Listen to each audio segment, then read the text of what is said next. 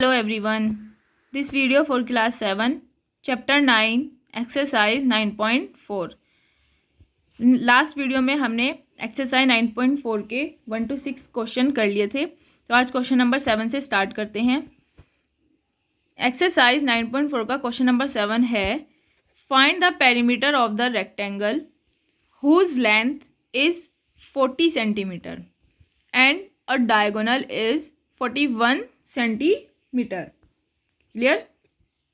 तो length of a rectangle दी हुई है हमें 40 सेंटीमीटर। तो लेंथ क्या होती है, ये 40 और ये भी 40 दिया हुआ है, ठीक है।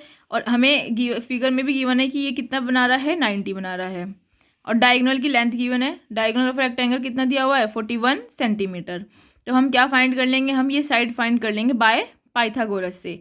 मैंने लिखा we have to find the breadth AD of a rectangular. तो ट्रायंगल ADC लो आप, AD और C, इस ट्रायंगल में हम क्या लगा देंगे, पाइथागोरस थ्योरम। तो पाइथागोरस थ्योरम क्या हो जाएगी, AC का whole square is equals to CD का होल स्क्वायर प्लस AD का होल स्क्वायर, मतलब hypotenuse square, base square plus perpendicular square. ठीक है, ये लगा दिया हमने। वैल्यूज पुट करी, AC की वैल्यू है 41 सेंटीमीटर स्क्वायर, CD की वैल्यू है 40 सेंटीमीटर स्क्वायर प्लस AD हमें गिवन नहीं है, तो AD स्क्वायर हमने एज इट इज लिख लिया। तो इसका स्क्वायर होगा 1681 सेंटीमीटर स्क्वायर, इसका होगा 1600 सेंटीमीटर स्क्वायर प्लस AD का होल स्क्वायर। इसको इधर लेके गए, ट्रांसपोज कर दिया इसका, तो साइन हो गया चेंज, तो माइनस करके आ गया 81 centimetre square equals to AD का होल स्क्वायर। तो AD किसके इक्वल हो गया, अंडर रूट 81 का, मतलब स्क्वायर रूट ले लिया इन दोनों का, तो ये हो गया AD is equals to under root 81 centimetre square. तो AD किसके इक्वल आ गया, 9 सेंटीमीटर के। ठीक है, AD आ गया आपका 9 सेंटीमीटर, ये भी 9 हो गया, तो ये भी 9 हो गया। तो पेरीमीटर रेक्टेंगल होता है 2 into L plus B। Clear? तो 2 इंटू L कितना है, 40 सेंटीमीटर प्लस 9 सेंटीमीटर। ठीक है, तो ये आ गया 2 इंटू 49 सेंटीमीटर मल्टीप्लाई करके 98 सेंटीमीटर। क्लियर हो गया? तो ये आपका क्या आ गया, आंसर। एक बात और, आपको ये भी होना चाहिए कि हमने इसी ट्रायंगल में क्यों लगाया पाइथागोरस थ्योरम, इसमें क्यों नहीं लगा, क्योंकि इसमें भी दो साइड गिवन थी, हम ये निकाल सकते थे। क्यों नहीं लगाया, क्योंकि इसमें 90 नहीं दे रखा था। जो पाइथागोरस थ्योरम लगती है वो 9, अगर राइट एंगल ट्रायंगल हो तभी पाइथागोरस थ्योरम लगती है, अदरवाइज पाइथागोरस थ्योरम आप नहीं लगा सकते। ठीक है, ये ध्यान रखना, अगर आपने गलती से भी इसमें लगा दिया तो आपका क्वेश्चन हो जाएगा गलत। अगर 90 डिग्री है तो ठीक है, इसमें ही लगेगा, अगर इसमें लगा दिया तो हो गया क्वेश्चन गलत। क्वेश्चन नंबर 9 है, a 5 meter long ladder when set against the wall of a house reaches to a height of 4.8 meter. How far is the foot of the ladder from the wall? तो हमें बताना है ये कितनी distance पर है, foot से, wall के फुट से लैडर कितनी डिस्टेंस पर है। तो लेंथ ऑफ लैडर कितना है, 5 मीटर।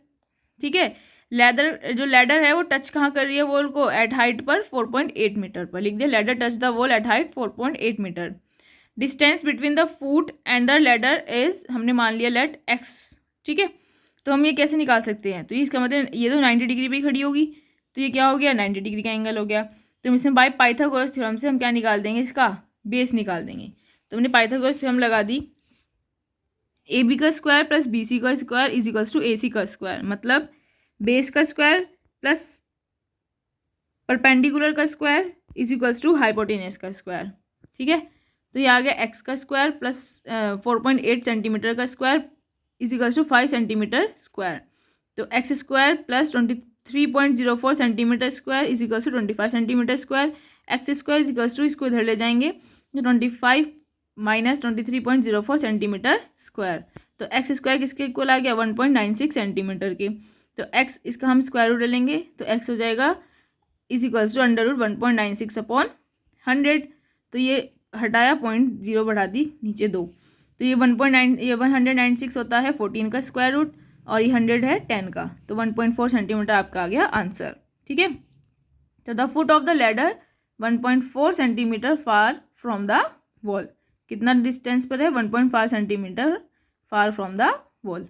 ठीक है, नेक्स्ट क्वेश्चन देखो, a tree broke from a point but did not separate if the point from where it broke is 7 metre above the ground and it top touches the ground at a distance of 24 metre from its foot. ठीक है, find out the total height of the tree before it broke. क्या कह रहा है, देखो एक tree है, वो क्या हो गया, ब्रोक हो गया है। ठीक है, पर वो अपने पॉइंट से सेपरेट नहीं हुआ, मतलब ब्रोक तो हो गया पर वो उससे बिल्कुल अलग नहीं हुआ। ठीक, जहाँ से ट्री ब्रोक हुआ है ग्राउंड से उसकी डिस्टेंस कितनी है, 7 सेंटीमीटर। ठीक है, और जो ट्री ब्रोक हुआ है वो नीचे टच कर रहा है ग्राउंड को 25 सेंटीमीटर, उसकी क्या थी, लेंथ थी, मतलब जो ब्रोक हुआ है ट्री उसकी लेंथ 25 सेंटीमीटर थी। इसमें लिखा हुआ है the total height of the tree before it broke. हमें ये फाइंड करनी है, क्या फाइंड करनी है हमें, ये फाइंड, अभी आप इसको भूल जाइए कि यहाँ कुछ लिखा है, यहाँ समझ लिया आप, कुछ नहीं है अभी। ठीक है, हम आप देखिए हमें क्या दे रखा है, ये लेंथ दी हुई है।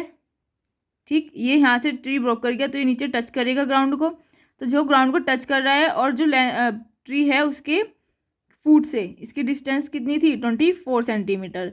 तो आपको फाइंड करनी है टोटल लेंथ ऑफ ट्री। तो total length of tree find करने के लिए ये तो आपको गिवन है, आपको ये भी चाहिएगा AC, क्योंकि जो ट्री का हिस्सा था भले वो नीचे गिर गया, मतलब टूट गया वो, पर सेपरेट तो नहीं हुआ।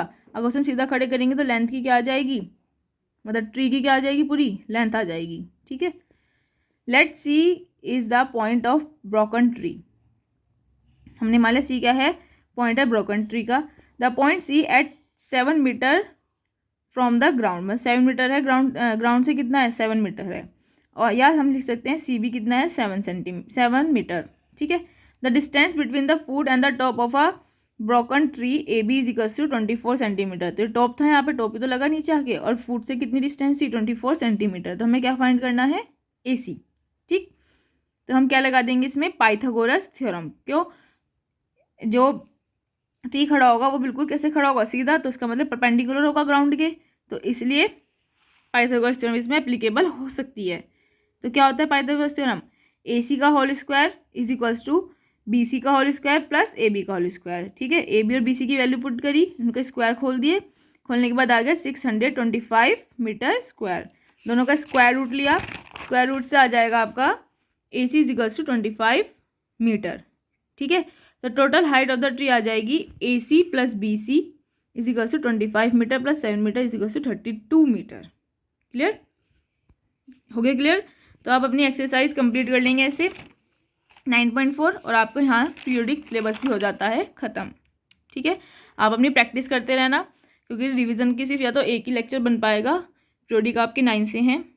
ठीक है, एक क्वेश्चन है next, a person walk 4 kilometre due north and then 3 kilometre due east. He is dash kilometre far from his starting point, मतलब वो कितने किलोमीटर दूर है अपने स्टार्टिंग पॉइंट से। ठीक है, तो देखो नॉर्थ का मतलब हो गया ये, नॉर्थ तो ये होती है, और ईस्ट का मतलब ये कि पहले तो पर्सन जा रहा था AB 4 किलोमीटर, फिर हो गया 3 किलोमीटर ईस्ट में जाने लगा। तो आपको स्टार्टिंग पॉइंट से एंडिंग पॉइंट तक इसकी डिस्टेंस बतानी है कितनी है, तो ये बतानी है आपको। तो ये 90 डिग्री है, क्योंकि दोनों जो डायरेक्शन होती है परपेंडिकुलर होती हैं। तो हम पाइथागोरस थ्योरम से हम क्या फाइंड कर सकते हैं, AC फाइंड कर सकते हैं।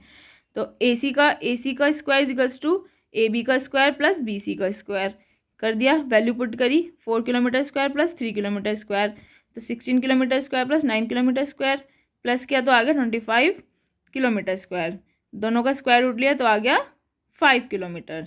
ठीक है, तो कितने दूर है वो अपने स्टार्टिंग पॉइंट से, 5 किलोमीटर।